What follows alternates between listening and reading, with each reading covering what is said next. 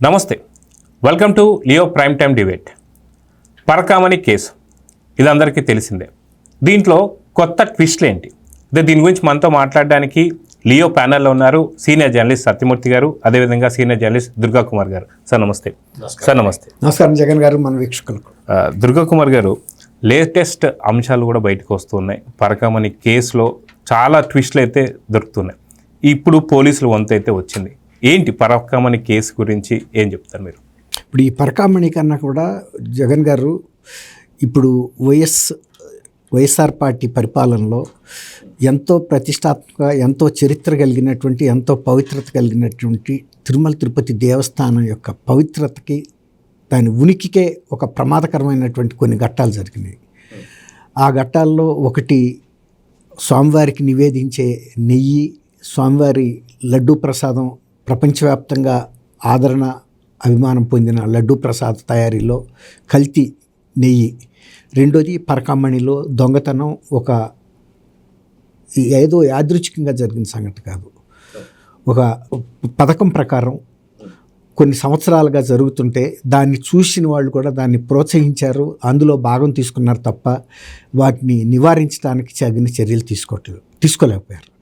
కానీ సతీష్ కుమార్ అనే ఒక vigilance officer, assistant vigilance officer, తను ఆ కేసుని పట్టుకొని పోలీసుల దృష్టికి కూడా తీసుకెళ్ళినప్పుడు పోలీసులు నమోదు చేశారు. తర్వాత విజిలెన్స్ డిపార్ట్మెంట్, తిరుమల తిరుపతి దేవస్థానం విజిలెన్స్ డిపార్ట్మెంట్ కూడా కేసు దర్యాప్తు చేసిన తర్వాత ఆ కేసు ముందుకెళ్తే ఈ పెద్దల పాత్ర బయటకు వస్తుందని భయపడి దాన్ని లోకాయుక్త ముందు పరిష్కారం చేయటం కోసం ఎవరైతే ఈ కేసుని ఫైల్ చేశారో సతీష్ కుమార్ అనుకుంటా ఆయన మీద ఒత్తిడి తీసుకొచ్చి, ఆయన కనుక విత్డ్రా చేసుకోకపోతే ఆ కేసుని ఇంకొకరు విత్డ్రా చేసుకోవడానికి అవకాశం లేదు. కాబట్టి తిరుమల తిరుపతి దేవస్థానంలో ఉన్న పెద్దలు అనుకున్న వ్యక్తులు, చైర్మన్ స్థాయి వ్యక్తులు ఆయన ఒత్తిడి చేసి దాన్ని ఉపసంహరింపజేసి దాన్ని రెగ్యులర్ కోర్టులో పరిష్కరించాలి. ఒకవేళ నిజంగా కనుక అతను దొంగతనం చేసి డబ్బులు కట్టకపోయినా, జైలు శిక్ష వేసినా కూడా అది ఒక చట్ట ప్రకారం చర్య తీసుకున్నారనే ఒక భరోసా భక్తులకు ఉండేది.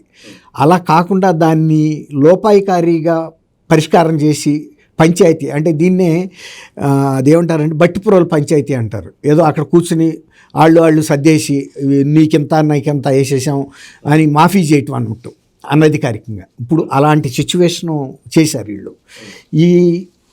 ఇందులో భాగంగా ఆ కేసు విచారణని మళ్ళీ పునరుద్ధరించాలి అని ఒక జర్నలిస్టు పబ్లిక్ ఇంట్రెస్ట్ లిటిగేషన్ వేసినప్పుడు ఈ అంశం హైకోర్టు దృష్టికి వచ్చింది. అవును కదా, అసలు ఇంత పెద్ద కేసుని వీళ్ళెవరో కోర్టులో బయట పరిష్కారం చేయడానికి లోకాయుక్తకున్న అధికారం ఏంటి? లోకాయుక్త అనేది ఇద్దరు వ్యక్తుల మధ్యలో ఉన్న సమస్యను పరిష్కరించవచ్చు, కానీ అవతల ఒక వ్యవస్థ ఉంది, దానికి ఒక చరిత్ర ఉంది, ఒక పవిత్రత ఉంది, ఒక చట్టబద్ధమైనటువంటి సంస్థే కాదు, ఆధ్యాత్మిక సంస్థ కూడా. ఆ సంస్థ తరపున ఎవరు స్పోక్స్ పర్సన్గా మాట్లాడలేరు. అది దేవుడి సంస్థ కాబట్టి అది చట్ట ప్రకారమే జరగాలి, ఇక అంతకు మించిన పరిష్కారం లేదు. కానీ దాన్ని కూడా ఒక వ్యక్తి స్థాయికి దిగజార్చి, ఇదిగో అతను ఒక 14 కోట్లు స్వామివారికి విరాళంగా ఇచ్చేస్తాడు, ఈ కేసును మాఫీ చేయండి అని మాఫీ చేయించారు. అతనితో ఆ 14 కోట్లు రిజిస్ట్రేషన్ కూడా చేయించారు. అసలు నిజంగా ఒక పక్కన వాళ్ళే చెబుతున్నారు, ముఖ్యమంత్రిగా పనిచేసిన జగన్మోహన్ రెడ్డి గారు కూడా అది $9 అతను తీసుకుందని చెబుతున్నారు.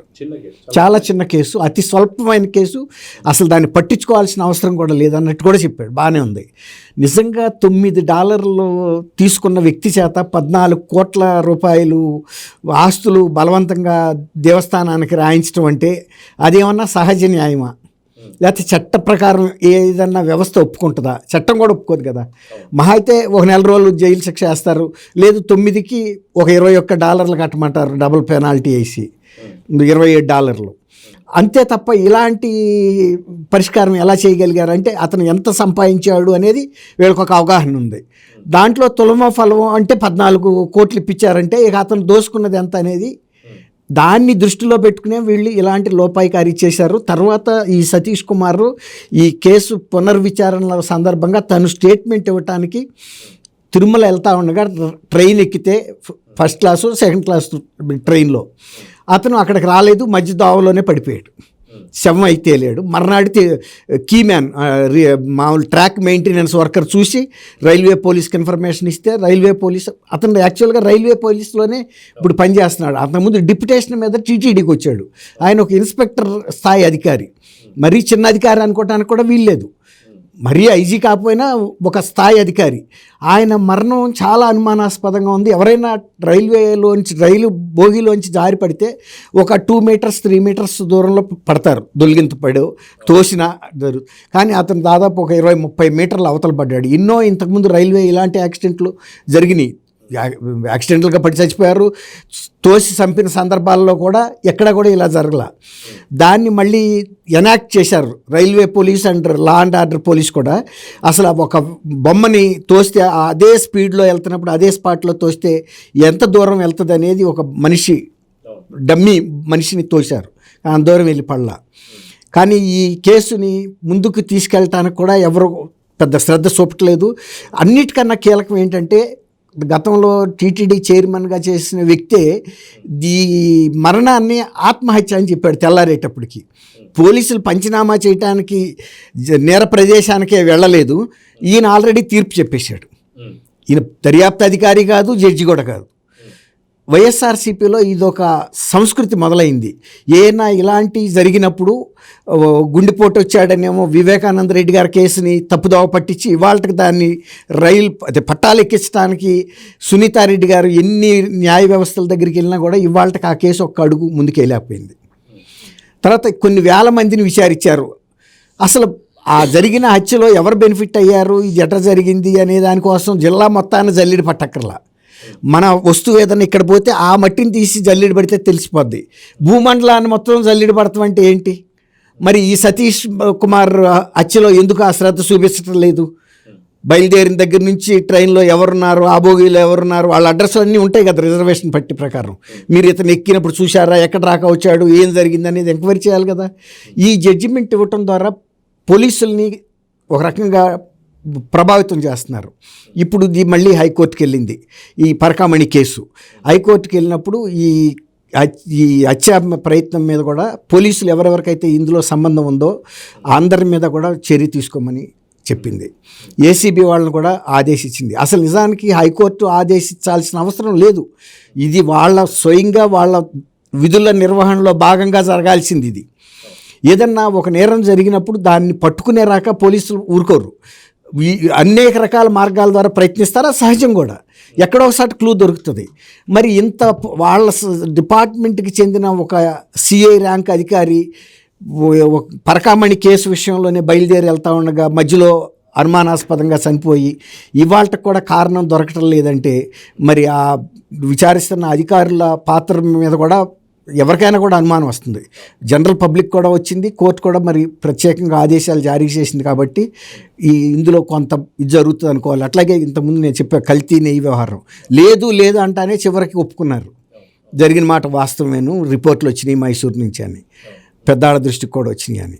కాబట్టి ఇది ప్రజలకు సంబంధించిన అంశం కాబట్టి, ఒక ఆధ్యాత్మిక సంస్థకు చెందింది కాబట్టి ప్రభుత్వం కూడా ఈ కూటమి ప్రభుత్వం సీరియస్గా తీసుకుని నేరస్తులు ఎవరినున్నా బయటికి తీసుకురావాల్సిన అవసరం. అదే సత్యమూర్తి గారు, ఏదైతే కేసుకు సంబంధించి గతంలోనే పరకామణికి సంబంధించి రవికుమార్ పట్టుకున్న తర్వాత 14 కోట్లు స్వామివారిని కూడా దీంట్లో ఇన్వాల్వ్ చేస్తూ 14 కోట్లు ఆయనకి, మిగతా దాదాపు 100 కోట్లు అని చెప్పి అక్కడే దాదాపు 25 కోట్లు అప్పుడున్నటువంటి పోలీస్ డిపార్ట్మెంట్ కూడా దీంట్లో ఇన్వాల్వ్ అయిందని, వాళ్ళకి సంబంధించి ఇప్పుడు క్రిమినల్ కేసులు కూడా బనాయించబోతున్నారనే సంగతి తెలుస్తుంది. సో ఏం సార్ ఇప్పుడు దీన్ని ఎలా చూడాలంటారు? అంటే పరకామణిలో చోరీ జరిగిన తర్వాత పరిణామాలు చూస్తే కుంభకోణం అప్పటి నుంచి మొదలైంది. ఇది ఒక పెద్ద స్కాండల్. ఇది స్కాండల్ అని ఎందుకు అనాలి అంటే అక్కడి నుంచి అతను ఎన్ని సంవత్సరాలుగా కొట్టేస్తున్నాడో ఎవరికి తెలియదు. పోలీసులు కూడా దాన్ని విచారించిన పాపాన పోలేదు. అంటే పోలీసులు విచారించకుండా ఆనాడు తిరుమల తిరుపతి దేవస్థానం బాధ్యతలు నిర్వర్తిస్తున్న వ్యక్తులు అడ్డుపడ్డారు. అడ్డుపడ్డ తర్వాత ఈ రవికుమార్ని పట్టుకొని అతని దగ్గర నుంచి 14,48,00,000 రూపాయలు వెంకటేశ్వర స్వామికి రాసిచ్చి అతన్ని అంటే అతను రవికుమార్ అనే అతను నేరస్తుడు కదా, ఆ నేరస్తుడిని దాతగా మార్చారు. అంటే నేరస్తుడు దాత ఎట్లా అవుతాడు? ఆ నేరస్తుడిని దాతలాగా మార్చి ఆ దాత దగ్గర నుంచి 14,48,00,000 రూపాయలు వెంకటేశ్వర స్వామికి ఇప్పించి మిగిలినవి ఏం చేశారు అనేది ఇప్పుడు ప్రధానమైన సమస్య. దాదాపుగా ప్రాథమిక అంచనాల ప్రకారం ఇది దాదాపుగా 300 కోట్ల రూపాయల ఆస్తుల్ని వీళ్ళు స్వాధీనం చేసుకున్నారు అనేది ఒక వాదన. ఇక్కడ ఏంటి అంటే మొత్తం అంటే ఆనాటి మార్కెట్ విలువ చూస్తే 120 కోట్ల రూపాయలు, ఈరోజు మార్కెట్ విలువ చూస్తే అది దాదాపుగా 300 కోట్లు ఉంటుంది. 120 కోట్ల రూపాయల్లో 14,48,00,000 రూపాయలు స్వామివారి పేరు మీద రాయించి మిగిలినవన్నీ కొట్టేశారు. ఇది పరకామణి చోరీ కేసుకి సంబంధించి కేసు వెనక జరిగిన కార్యక్రమం. అట్ట చేస్తావు? అసలు నువ్వెవరు? లోక్ అదాలత్లో రాజీ చేయడానికి నువ్వెవరు? డబ్బులు నీవి కాదు, దొంగతనం చేసేది నువ్వు కాదు. వెంకటేశ్వర స్వామి డబ్బులు ఎవరో వేరే అతను దొంగతనం చేస్తే నువ్వెట్ట రాజీ చేస్తావు? ఇది ప్రధానమైన సమస్య. ఇందులో ఆ రాజీ చేయటానికి వీలుగా ఈ ప్రక్రియ అంటే ఆ రోజు పరకామణిలో చోరీ జరిగిన దగ్గర నుంచి, ఆ చోరీని పట్టుకున్న దగ్గర నుంచి, ఆ తర్వాత లోక్ అదాలత్లో రాజీ చేసిన దగ్గర నుంచి, ఆ తర్వాత ఆస్తులన్నీ రాయించుకున్న వరకు ఈ విషయాలన్నీ జగన్మోహన్ రెడ్డికి తెలుసు. మీరెట చెబుతారు అనొచ్చు. ఆయనే పూసగుచ్చినట్టు అన్నీ చెప్పాడు. మనకి తెలియని విషయాలను కూడా ఆయన చెప్పాడు. ఎట్లా అయితే బాబాయ్ వివేకానందరెడ్డి మర్డర్ని పోలీసులు కూడా ఇంకా గొడ్డలు పెట్టి నరికారు అని చెప్పక ముందరే గొడ్డలు పెట్టి వేశారు, ఇక్కడ ఒకటి తగిలింది అక్కడ ఒకటి తగిలింది అని చెప్పినట్టు ఈ పరకామణి కేసులో కూడా అన్ని వివరాలు చెప్పాడు, ఆయనే చెప్పాడు. లేకపోతే ఇన్ని వివరాలు బయటికి కూడా వచ్చేవి కాదు. ఇక్కడ ప్రధానమైన ఇంకొక విషయం ఏంటంటే ఇది అల్టిమేట్ బెనిఫిషరీ ఎవరనేది ఇంకా తేలాల్సి ఉన్నది. ఇక్కడ ఈ కేసులో పోలీసు అధికారులు కూడా ఇన్వాల్వ్ అయి ఉండటమే అత్యంత దురదృష్టకరమైన పరిణామం. పోలీస్ అధికారులు ఉన్నారు. ఆ రోజున తిరుపతి సిఐగా పనిచేసిన జగన్మోహన్ రెడ్డి అనే వ్యక్తి కీలక పాత్రధారి. ఈ ఆస్తులని బదలాయించే క్రమం, ఈ ఆస్తులని దీనికి సంబంధించి ట్రాన్సాక్షన్స్ చేయటం, అతని మీద అప్పుడు ఎస్ఐగా ఉన్న అతని మీద యాక్షన్స్ తీసుకోమని చెప్పి కోర్టు డైరెక్షన్ ఇచ్చింది. నాకు అంటే ఎంతవరకు ఇది కరెక్ట్ అనేది విచారణలో తేలాల్సిన అంశం, కానీ నాకు తెలిసినంత వరకు ఒక ఐపీఎస్ అధికారి కూడా ఇందులో ఇన్వాల్వ్ అయి ఉన్నాడు. అప్పటి ముఖ్యమంత్రి జగన్మోహన్ రెడ్డి కార్యాలయానికి సంబంధించిన ఒక అధికారి కూడా ఇందులో ఇన్వాల్వ్ అయి ఉన్నాడు. ఎగ్జిక్యూటివ్ ఆఫీసర్, అప్పటి ఎగ్జిక్యూటివ్ ఆఫీసర్ ధర్మారెడ్డి కూడా ఇందులో ఇన్వాల్వ్ అయి ఉన్నాడు అనేది నాకున్న ప్రాథమిక సమాచారం. అందుకని ఈ పరకామణి కేసుకి సంబంధించి హైకోర్టు చాలా సునిశ్చితమైన ఆదేశాలను ఇస్తూ ఉన్నది. అందుకు మనందరం కూడా హైకోర్టుకి ధన్యవాదాలు చెప్పాలి. వెంకటేశ్వర స్వామి భక్తులకి ఇంతకంటే ఉపశమనం ఇంకోటి లేదు.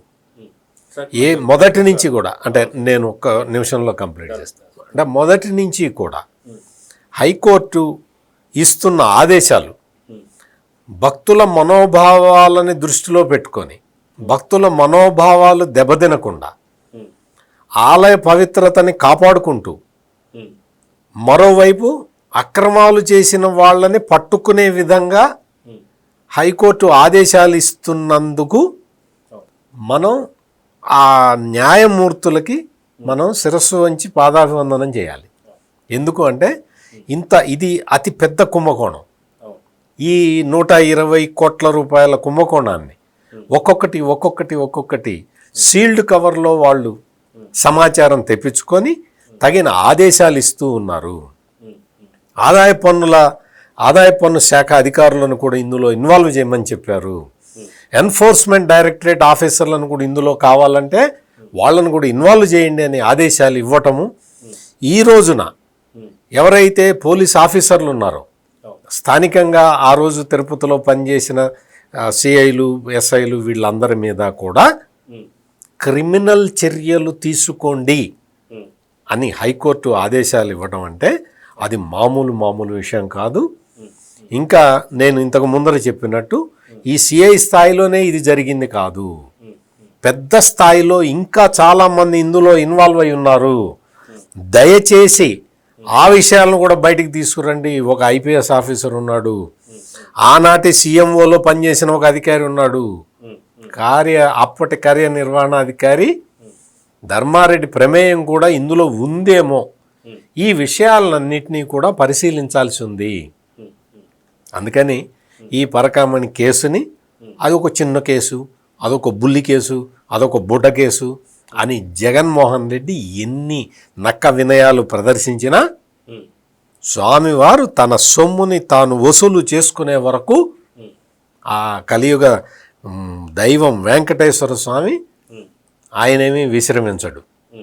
అందుకని ఇప్పటికైనా ఇందులో ఇన్వాల్వ్ అయి ఉన్నవాళ్ళు, ఆస్తులు తమ పేరు మీద రాయించుకున్న వాళ్ళు, వాళ్ళందరూ బయటికి వచ్చి స్వచ్ఛందంగా స్వామివారి ముందర లొంగిపోవాల్సిన అవసరం ఉన్నది.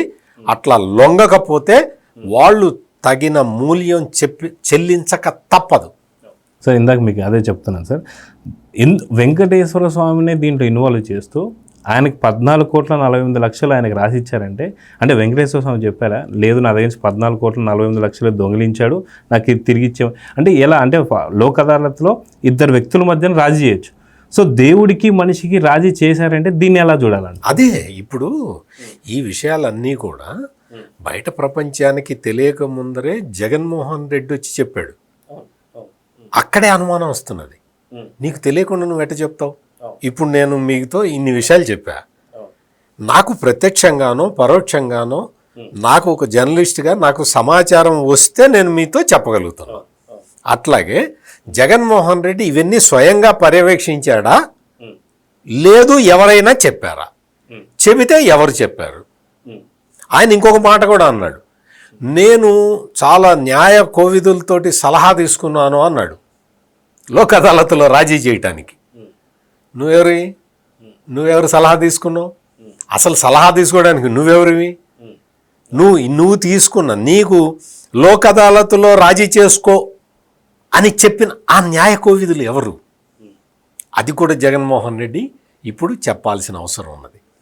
ఇదేంటి మొత్తం అంతా ఈ టోటల్ ఎపిసోడ్లో దొంగలందరూ దొరికిపోయిన తర్వాత వచ్చి చెప్పే ఈ అప్పబాబు కబుర్లని న్యాయస్థానాలు పట్టించుకోకుండా వాళ్ళు తగిన ఆదేశాలు ఇస్తూ కేసును ముందరికి తీసుకెళ్తూ ఉన్నారు. దుర్గాకుమార్ గారు మనం చూసుకుంటే వాస్తవానికి చాలా చిన్న కేసు అని, చిన్న చోరీ అని, 9 నోట్లు మాత్రమే అని చెప్పి మాట్లాడినటువంటి ఒక మాజీ ముఖ్యమంత్రి వైఎస్ జగన్మోహన్ రెడ్డి స్వామివారికి సంబంధించినటువంటి ఒక ఆయన్ని కూడా ఇన్వాల్వ్ చేస్తూ 14,48,00,000 ఆయనకి రాసియడం మనం చూసాం. సో అదే కాకుండా దానికి తగ్గట్టు ఒక హత్య, వాస్తవానికి శ్రీవారికి సంబంధించినటువంటి ఒక పరకమని కావచ్చు, కల్తీనేయి కావచ్చు, లేదంటే మనకు ఆ బంగారు తాపడం కావచ్చు, ఇలా ఎన్నెన్నో చూస్తూ వస్తున్నాం. ఇప్పటికీ కూడా జగన్మోహన్ రెడ్డి కనీసం దేవుడు అని చెప్పేసి కూడా కాకుండా అదేదో దేవుడు, అదేదో లడ్డు అని చెప్పి మాట్లాడుతున్నారు. ఎలా చూడాలంటారు ఒక జగన్మోహన్ రెడ్డి వైఖరిని అంటే ఏం చెప్తారు? ఆయన నిజ వైఖరి చూపించాడండి. ఆయనకి ప్రజల పట్ల లేదు, దైవం పట్ల లేదు. నిజానికి 151 స్థానాలు ఇచ్చి ఆయన గెలిపించారంటే ప్రజలు ఆయన మీద ఎన్ని ఆశలు పెట్టుకుని గెలిపించారండి. ఆయన ఇచ్చిన ప్రతి వాగ్దానాన్ని నమ్మారు, హామీని నమ్మారు, ఆయన వినయతని నమ్మారు. ఎందుకంటే ఇంత వినయంగా చెబుతున్నాడు కాబట్టి ఇతను చేస్తాడు అని. కానీ పూర్తి భిన్నంగా జరిగింది. 5 సంవత్సరాల పాటు ఆంధ్రప్రదేశ్ ప్రజలు క్షోభను అనిపించారు. అంటే ఏదన్నా తట్టుకోగలుగుతారు కానీ వంచన తట్టుకోలేరు, ఎవరు కూడా తట్టుకోలేరు. ఆ వంచనకి గురయ్యి వాళ్ళు 5 సంవత్సరాల పాటు కొన్ని ప్రజాస్వామ్యాల్లో అయితే ఏదన్నా తప్పిదం జరిగితే రీకాల్ చేసుకునే విధానాలు ఉంటాయి. స్విట్జర్లాండ్ లాంటి ఒక పరిపక్వత కలిగిన ప్రజాస్వామ్య దేశాల్లో మంది అతి భారీ ప్రజాస్వామ్యం ఎన్నికలు నిర్వహించడమే పెద్ద యజ్ఞం లాంటిది. అలాంటిది ఇలా గనక రీకాల్ సిస్టమ్ లాంటివి పెడితే అది ఒక పెద్ద యజ్ఞం. మళ్ళీ రీకాల్ కూడా ఈ ఎలక్షన్ లాగానే ఒపీనియన్స్ తీసుకోవాలి. మినిమం ఇంతమంది గనక ఇంత పర్సంటేజ్ రీకాల్ గనక అడిగితే అప్పుడు పెట్టాలి. ఇవి ప్రాసెస్ అన్ని మనం చేయలేక ఈ ఎన్నికల్ని నమ్ముకున్నాం. 5 సంవత్సరాల పాటు వాళ్ళు ఆ వంచనని భరించారు, దాష్టికాలని దౌర్జన్యాలని భరించారు. వాళ్ళు ఒక తీర్పు ఇచ్చారు, ఇతను పరిపాలనకి పనికిరాడు, ఇతని వ్యక్తిత్వమే లేదు ఇతనికి, కేవలం తను స్వార్థం కోసం తను డబ్బు కోసం అధికారంలోకి వచ్చాడు, అన్ని వ్యవస్థల్ని ధ్వంసం చేయటంతో పాటు తిరుమల తిరుపతి దేవస్థానం లాంటి ఒక ఆధ్యాత్మిక కేంద్రాన్ని కొన్ని కోట్లాది మంది ప్రజల మనోభావాల్ని దెబ్బతీసే విధంగా కూడా ఇతను ప్రవర్తించాడు. వాటి చైర్మన్లు కూడా ఎవరో దొరకనట్టుగా అన్యమతస్తుల్ని ఆయనకి కావాల్సిన వ్యక్తులను కూడా నియమించుకున్నాడు. ఇటువంటి జగన్మోహన్ రెడ్డి గారు నేను నమ్మలేమనేది వాళ్ళు ఒక నిర్ణయం చెప్పేశారు. తర్వాత ఈ తిరుపతి దేవస్థానానికి సంబంధించి పరకామణి గురించి ఇప్పుడు సత్యమూర్తి గారు చెప్పినట్టు ఆయనే ముందు ఒక జడ్జిమెంట్ ప్రభావితం చేసే విధంగా మాట్లాడాడు. చెప్పినప్పుడు ఇప్పుడు వాళ్ళ సిట్ అధికారులు ఆయన కూడా పిలిపించాలి. సిట్ అధికారులు పిలిపించి మీరు కేవలం $9 మాత్రమే అతను కాజేశాడని చెప్తున్నారు, మీకు ఎవరు చెప్పారు, మీకున్న ఇన్ఫర్మేషన్ ఏంటి, మీ ఉన్న సోర్స్ ఏంటి అని అడగాలి. అట్లాగే దీనికి సంబంధించి ఇప్పుడు కూడా ఇది ఒకటి వివేకానంద రెడ్డి గారి హత్యకి దీనికి కొన్ని అవినాభావ సంబంధాలు కనబడుతున్నాయి. అట్లాగే ఆయన అక్కడ కూడా ఆయనే వర్ణించి చెప్పాడు, అందులోనూ పిలవలేదు, ఇక్కడ కూడా పిలవట్లేదు. ఈ పిలవకపోవటం అనేది కరెక్ట్ కాదు. ఇప్పుడు జగన్మోహన్ రెడ్డి గారి ప్రభుత్వం లేదు, ఇప్పుడు ఒక ప్రభుత్వం ప్రజల పక్షాన్ని నిలబడిన ప్రభుత్వం వచ్చింది. అలాంటప్పుడు జగన్మోహన్ రెడ్డి గారికి ఏదో మాజీ ముఖ్యమంత్రి అని ఇంకా పెద్దపేట వేయాల్సిన అవసరం లేదు. అక్కడ ఇప్పుడు మనం కూడా తెలిసి తెలవక ఏదైనా మాట్లాడితే కూడా పిలిపిస్తారు. నేను 80లోనో 81లోనో ఒక వార్త రాస్తే జస్టిస్ శ్రీరాములు కమిషన్ ఫస్ట్ నన్నే పిలిపించింది. ఎందుకు పిలిపించిందంటే ఆ వార్త నువ్వు రాసినావు కదా, నీకు వచ్చిన సోర్స్ ఏంటని. ఇప్పుడు ఇందాక ఆయన అన్నట్టు జర్నలిస్ట్గా మీకు ఎక్కడి నుంచి వచ్చిందని అడుగుతారు, తప్పేం లేదు. అట్లాగే ఇప్పుడు ఆయన కూడా పిలిపించాలి. ఆయన మాజీ ముఖ్యమంత్రి అవ్వచ్చు, ఆయన్ని పిలిపించి $9 అని మీరు ఎలా చెప్పగలిగారు అని ఆయనతో ఒక స్టేట్మెంట్ తీసుకోవాల్సిన అవసరం అయితే ఉంది. అవి చేయటంలో పెద్ద అయినా చిన్న అయినా అని చూడాల్సిన అవసరం లేదు. ఖచ్చితంగా ఎంత పెద్దాడైనా సరే ఇది ఒక ఆధ్యాత్మిక సంస్థకు చెందిన వ్యవహారం కాబట్టి ఇందులో ఎవరు ఎంత పెద్ద తలకాయలు ఉన్నాయి, వీళ్ళకుండా సొంత లాభాలు ఏమున్నాయి, లేకపోతే ఎందుకు ఆయన ఆ రవికుమార్ని సపోర్ట్ చేస్తాడు. నువ్వు ఒక మాజీ ముఖ్యమంత్రి స్థాయి అధికారివి, పరకామణిలో అది డైరెక్ట్ ప్రభుత్వ రంగ సంస్థ కూడా కాదు, ప్రభుత్వం కింద పనిచేసే వ్యవస్థ కూడా కాదు, అదొక స్వతంత్ర సంస్థ, అదొక ఆధ్యాత్మిక సంస్థ. దాని పరిపాలనలోకి నువ్వు మాటకి ప్రవేశించాల్సిన అవసరం ఏముంది? వాళ్ళకి విజిలెన్స్ ఉంది, తిరుపతిలో లా అండ్ ఆర్డర్ పోలీసులు ఉన్నారు, ఆ వ్యవస్థ పనిచేస్తుంది. నువ్వు వచ్చి సాక్ష్యం చెప్పదలుచుకుంటే నువ్వు స్వచ్ఛందంగా సిట్కి లెటర్ రాసి నాకు వ్యక్తిగతంగా కొంత ఇన్ఫర్మేషన్ నా దగ్గర ఉంది, మీ ముందు హాజరై చెప్పదలుచుకున్నానంటే వాళ్ళు టైము డేటు ఇస్తారు. ఇచ్చినప్పుడు వెళ్ళి చెప్పింది అది పారదర్శకంగా ప్రజలందరూ కూడా అది అవునా కాదో తెలుసుకుంటారు. నువ్వు ఒకవేళ ఎవరిదన్నా దొంగల కొమ్ము కాస్తున్నావా, అంటారు కదా దొంగలకు సద్దులు మోస్తారని, నువ్వు ఒక ముఖ్యమంత్రిగా ఉండి అటువంటి చిన్న చిన్న దొంగలకి ఎందుకు సద్దులు మోస్తావు?